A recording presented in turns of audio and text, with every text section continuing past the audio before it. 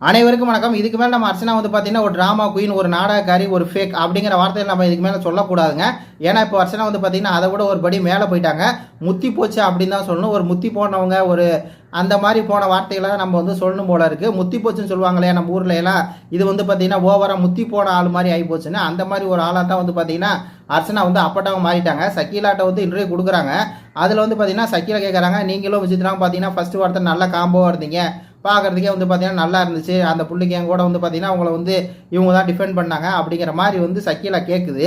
அதுக்கு இந்த மாதிரி என்ன பண்ணுது அப்படின்னா, அந்த மாதிரி நாங்கள் ஃபஸ்ட்டு எல்லாம் ஒன்றா தான் இருந்தோம், அதுக்கப்புறம் பார்த்தீங்கன்னா அவங்க தான் என்னை விட்டு வந்து விலகி போயிட்டாங்க.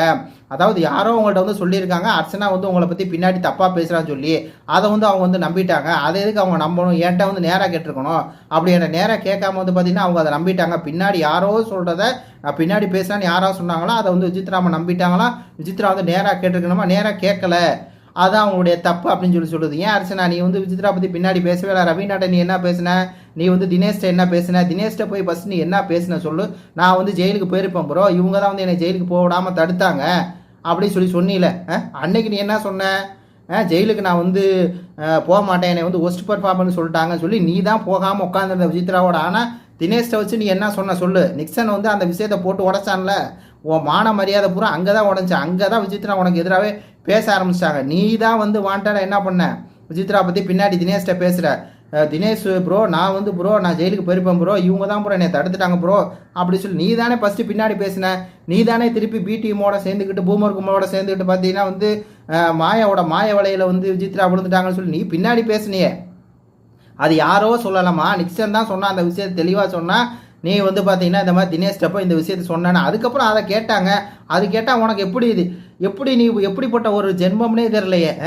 அதுக்கப்புறம் இன்னும் பல சீன்கள் இருக்குங்க. இது வந்து பார்த்தீங்கன்னா தாய்ப்பாசை வச்சு இவங்க ஏமாத்துறாங்க அப்படின்னு சொல்லி, இது என்னன்னா நான் சொல்கிறேன் பார்த்தீங்கன்னா அந்த முத்தி போச்சு அந்த ஒரு வார்த்தை சொல்லக்கூடாதுன்னு நினைக்கிறேன். முத்தி போச்சுங்க. இது வந்து தாய்ப்பாசை வச்சு இவங்க ஏமாத்துறாங்க அப்படின்னு சொல்லி அந்த பொம்மை டாஸ்க்கு சொல்லுது. அதுக்கப்புறம் தினேஷ் தான் சொன்னாருன்னு சொல்லுது. அதுக்கப்புறம் கமல் சாட்டை வந்து நான் சொல்லியிருந்தா இப்படி சொல்லியிருக்க மாட்டேன், வேற மாதிரி சொல்லியிருப்பேங்குது. அங்கே போய் விசித்ராட்டா வேற மாதிரி சொல்லுது. இதை எவனா நம்புவானா? இது என்னங்க இது எப்படி மேலே எதுவும் கலண்டுக்குச்சா, என்ன மாதிரியான ஒரு யோசனை பண்ணி பேசுதுன்னு தெரில.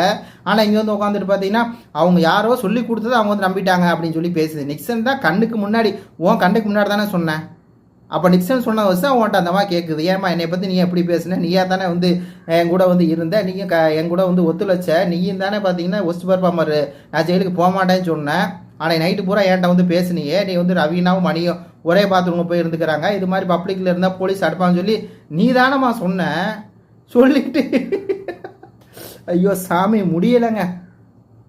ஓவர் ஆயிடுச்சு. இந்த மண்டையில் ஒரு விஷயம் கலண்டுக்குன்னு சொல்லுவாங்கள்ல, அது கலண்டுச்சுன்னு நினைக்கிறேன். பேசும்போதே பார்த்தீங்கன்னா ரொம்ப அந்த டைட்டில் வந்து பிஆர் வச்சு வின் பண்ணிவிட்டு பிஆர் வச்சு வின் பண்ணதான் அடுத்த ஒரு வீடியோ போடுவோம். அது கண்டென்ட் இன்னும் நிறையா இருக்குது, அது நம்ம ஆல்ரெடி பேசியாச்சு. இருந்தாலும் இந்த ஒரு விஷயத்தை மட்டும் நீங்கள் நல்லா புரிஞ்சுங்களேன். அவங்க வந்து புள்ளிக்கையும் கூட போய் சேர்ந்துட்டாங்களாங்க. விசித்ரா வந்து புள்ளிக்கையும் கூட சேர்ந்துட்டாங்களா, இந்த அம்மாவுக்கு வந்து புள்ளிக்கையும் கூட சேர விருப்பம் இல்லையா, அவங்களோட சேர்ந்துட்டாங்க. அதனால பார்த்தீங்கன்னா நான் வந்து அப்படியே சேரக்கூடாது அப்படின்னு நான் வெளியே இருந்து பார்த்துட்டு வந்தேன், அதனால் நான் சேரலை, அவங்க சேர்ந்தாங்க.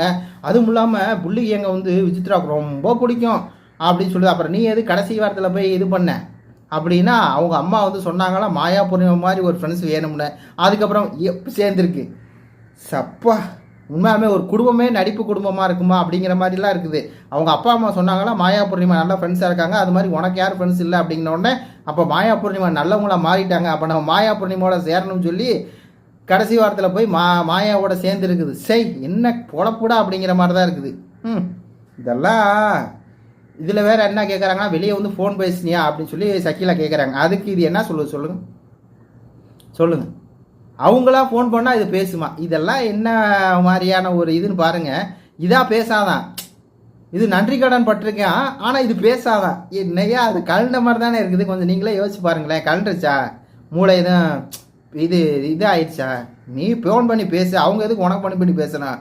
உன்னையால தான் பார்த்தீங்கன்னா அவங்க இன்னைக்கு டைட்டில் பண்ண ஆக முடியாமல் போச்சு. அதான் அவங்க ஃபேன்ஸ் படுத்திட்டு இருக்கா. நீங்கள் எதுக்கு வந்து தேவையில்லாமல் விசித்ராமா நீங்கள் எதுக்கு இந்த அர்ச்சனாவுக்கு வந்து சப்போர்ட் பண்ணீங்க, அதை அப்படியே கழட்டி விட்டுட்டு போயிருக்கலாம் அப்படின்னு சொல்லி நாங்கள் சொல்லிகிட்டு இருக்கோம். உனக்கு ஃபோன் பண்ணி வேற விசித்ரா பேசணுமா? இது அவங்க பேசுனாங்கன்னா இது பேசுமா? நீங்களே கால் பண்ணி பேச மாட்டீங்களா சக்கீலா கேட்டதுக்கா? நான்லாம் பேச மாட்டேன். தெரியும் நீ வந்து கலண்டு போன ஆளுன்ட்டு, நீ வந்து நம்பிக்கை துரோகி, உனக்கு வந்து உதவி செஞ்சவங்க நீ மறந்துடுவ அப்படின்னு சொல்லி தெரியும். ஆனால் வந்து எதுக்கு எடுத்தாலும் எங்கள் அப்பா சொன்னார், உனக்கு சின்ன உதவி செஞ்சால் கூட அதை ஞாபகம் வச்சுக்கிட்டு இது பண்ணணும் அப்படின்னு சொல்லி. சப்பா ஒன்றும் முடியலை மக்களே. நன்றி, வணக்கம்.